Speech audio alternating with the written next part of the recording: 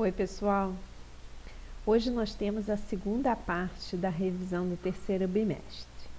Os assuntos que serão abordados hoje são função dos pronomes pessoais, uso do a ou do a com H e acento agudo, verbo de ligação e uso do senão junto ou senão separado. Então, vamos começar aí falando da função dos pronomes pessoais. Antes, efetivamente, de falar das funções, vamos aí relembrar, né? Pronomes pessoais são divididos em pronomes pessoais do caso reto e do caso oblíquo. Eu coloquei o quadro para relembrar, né? Nós temos aí na primeira fileira as pessoas do discurso, primeira, segunda e terceira do singular, depois primeira, segunda e terceira do plural. Temos os pronomes pessoais do caso reto, eu, tu, ele, e ela, nós, vós, eles ou elas. E depois temos os pronomes pessoais do caso oblíquo, divididos em átonos e em tônicos. Me, te, o, a, le, se, nos, vos, os, as, leis e seis, os átonos de pronúncia fraca. E os tônicos, mim, comigo, ti, contigo, ela, ele, si, consigo, nós, conosco, vós, convosco, eles, elas, si e consigo. Então, esses são aí os pronomes pessoais. Vamos, então, agora relembrar as funções, né? Começando aí pelos pessoais do caso reto. Eles substituem substantivos e assumem principalmente a função de sujeito da oração. Isto é, executam ou sofrem a ação do enunciado, a ação do verbo. E podem ainda atuar como predicativo do sujeito, ou seja, aquela qualidade do sujeito. As flores desabrocharam ontem. Temos as flores, o sujeito, e a gente pode substituir esse sujeito por um pronome pessoal do caso reto. Elas desabrocharam ontem. E nesse caso, temos elas, sujeito, um pronome pessoal do caso reto. Ok? Então, pode ter essa função de sujeito. Também pode ter a função de predicativo do sujeito. A Felizarda é ela. A Felizarda é o sujeito e tem uma característica aí, né? Ela.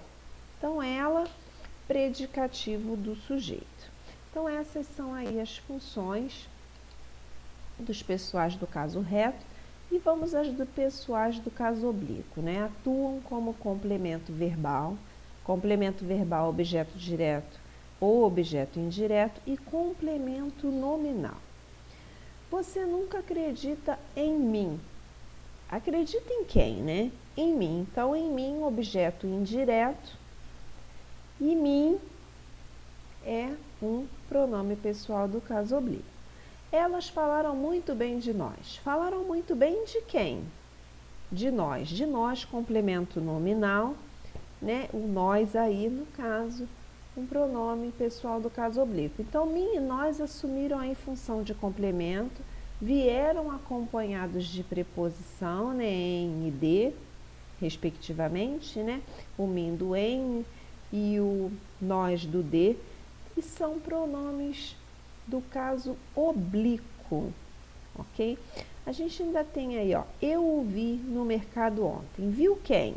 O, né? Que é o objeto direto, porque viu, não dá para dizer ele, porque, né? Senão ele, para ser complemento, tem que ser pronome pessoal do caso oblíquo. Por isso que a gente não é correto dizer eu vi ele, né? Seguindo a norma culta, a gente diz o vi. O aí assumiu a função de complemento e não veio acompanhado de preposição, então nesse caso aí nós temos pronome oblíquo átono. Então vimos aí caso de objeto direto, caso de objeto indireto e caso ainda de complemento nominal. Lembrando aí que a gente acabou tendo a explicação porque, segundo a norma culta, a gente não fala eu vi ele, porque quando você diz viu quem, o complemento é o objeto, então se é complemento e sendo objeto, não pode ser pessoal do caso reto, tem que ser pessoal do caso oblíquo, por isso o e não o ele. Vistas as funções, a gente chega no uso do A, o A comumzinho, né? E o A com H e com acento agudo. São palavras parecidas, né? Principalmente na sonoridade, que A e A não tem diferença na pronúncia. Ocorre isso porque a letra H não é uma letra, né, pronunciada, ela não tem um som próprio, mas apesar dessa sonoridade, né, semelhante, a grafia é diferente por conta do uso do H e do acento agudo e os significados diferentes. A consequência, usos também em situações diferentes. A gente começa aí com A, sendo artigo definido feminino singular, serve para especificar um substantivo feminino. Sendo preposição, estabelece uma relação de distância. A preposição A, ela costuma ser regida por alguns verbos, né? Alguns verbos necessitam dessa preposição para que o enunciado tenha sentido, e esse A ainda pode aparecer em locuções. Então, o que eu disse com isso? Que o A comum, né, o A, a primeira letrinha que a gente costuma aprender, né, a escrever, ele pode ser artigo definido e pode ser ainda preposição, se a gente for levar em conta, né, classe gramatical. Já o A com H é uma conjugação do verbo haver. Significado mais comum é o ser usado no sentido de existir, ou, no caso de tempo decorrido, aí substituindo o verbo fazer. Então, se for possível substituir o verbo a, né, por fazer ou por existir e não alterar o sentido da frase, a gente já sabe que é o A que a gente chama A com H. Tem aí ainda um detalhe, né, que tanto A comum como A com H, eles podem indicar um distanciamento temporal. O A simples, ele pode indicar aí presente ou futuro. Entregue este livro a ele. Presente, daqui a 2 meses será meu aniversário. Futuro. Já o A com H, ele é reservado para o passado. Há poucos dias estávamos na praia. Então, assim a gente, né, deu uma revisada no uso aí do A, que pode ser artigo definido ou preposição, e do A com H, que é aquele A que pode substituir o verbo existir ou o verbo fazer. Então, na dúvida, é aquilo, né? Se você for fazer uma redação, for escrever uma frase, ficar na dúvida sobre qual A usar, né, com H ou sem H, se você puder usar nesse contexto que você está produzindo, uma redação, uma frase, o existir ou fazer, você já sabe que é com H. Se não puder, é o Azinho lá, artigo definido ou preposição. Outra dica aí, né, para sanar a dúvida, é essa questão do distanciamento. É presente ou é futuro? O A comum. É passado algo que já aconteceu naquele momento? Então, o A com H. Chegamos ao verbo de ligação. Os verbos de ligação têm a função de ligar o sujeito e suas características. Seu pai está nervoso. Seu pai é o sujeito, o está é um verbo de ligação e o nervoso é a característica do sujeito. Então, esse verbo de ligação, ele realmente, como o próprio nome diz, ele serve para fazer a ligação entre o sujeito e a sua característica, que é o que a gente chama, né, de predicativo. Como os verbos de ligação, eles não indicam ação, né, por parte do sujeito, a gente diz que eles são vazios de significado. Assim, eles indicam apenas estado. E, nesse caso, o núcleo do predicado não é o verbo, é o predicativo. Olha lá, o menino correu até o jardim. A gente tem o menino de sujeito. Tudo que não é sujeito é predicado, então a gente tem correu até o jardim, predicado. Como a gente tem um verbo que indica ação, que é a ação de correr, o núcleo desse predicado, a palavra mais importante, é o verbo, o correu.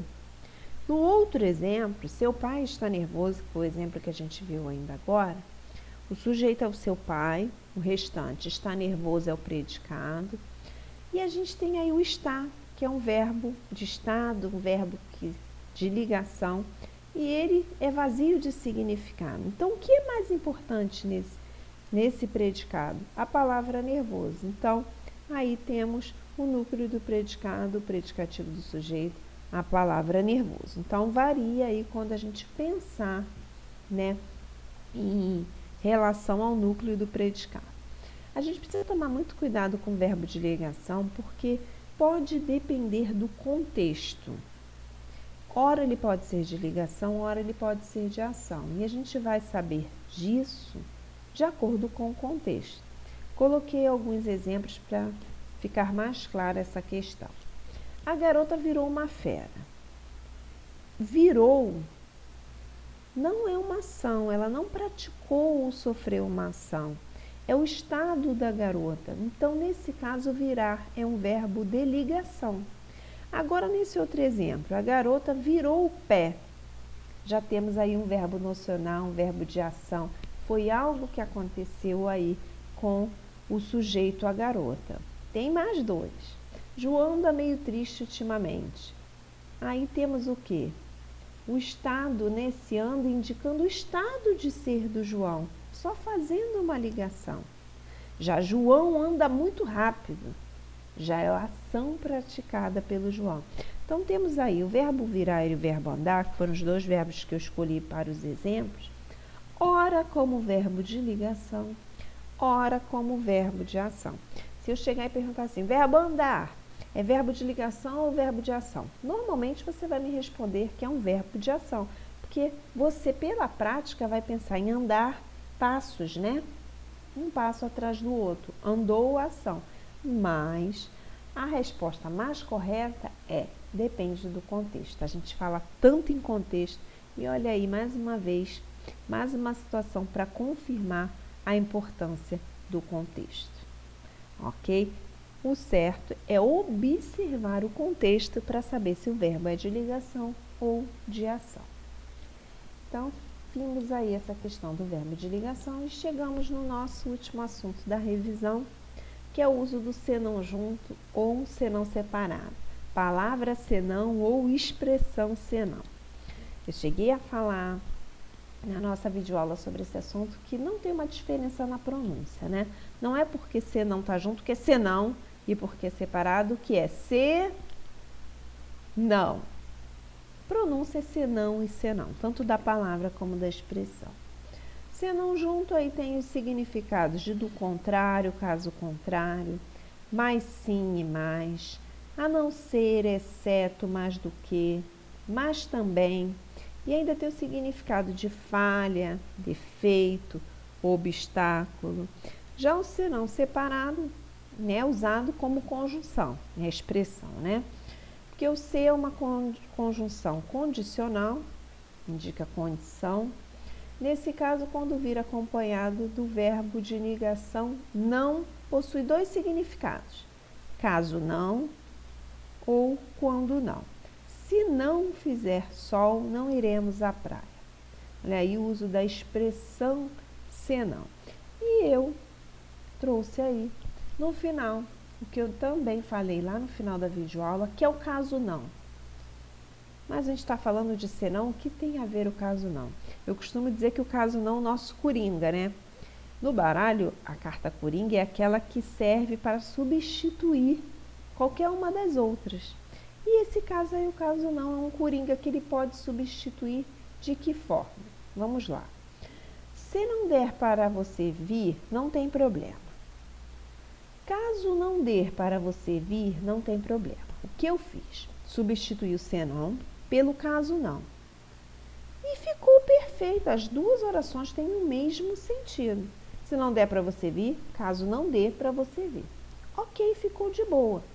Quando o caso não puder substituir o senão e ficar tranquilo, der tudo certo a nível de sentido, esse senão é separado. Agora, se acontecer o seguinte, vamos aos exemplos. O que é isso se não uma briga? O que é isso? Caso não uma briga, não ficou legal. Não ficou satisfatório, né? Ficou incoerente, sem sentido. Então, Então, se não der para substituir, significa que o senão é junto. Ok? Então, caso não é aquilo que a gente pode, aquela expressão que a gente pode usar aí num caso de dúvida. Se der para ser usado o caso não, o senão é separado. Se não der, indica que o senão é junto. Ok, pessoal? Essa é a nossa segunda parte da revisão do terceiro bimestre. Continuem se cuidando, fiquem bem, que em breve daremos continuidade. Até mais!